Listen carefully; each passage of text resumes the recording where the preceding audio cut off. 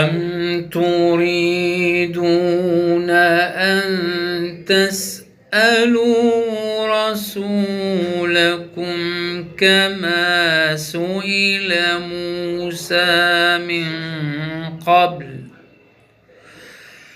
ومن يتبدل الكفر بالإيمان فقد ضل سواء السبيل.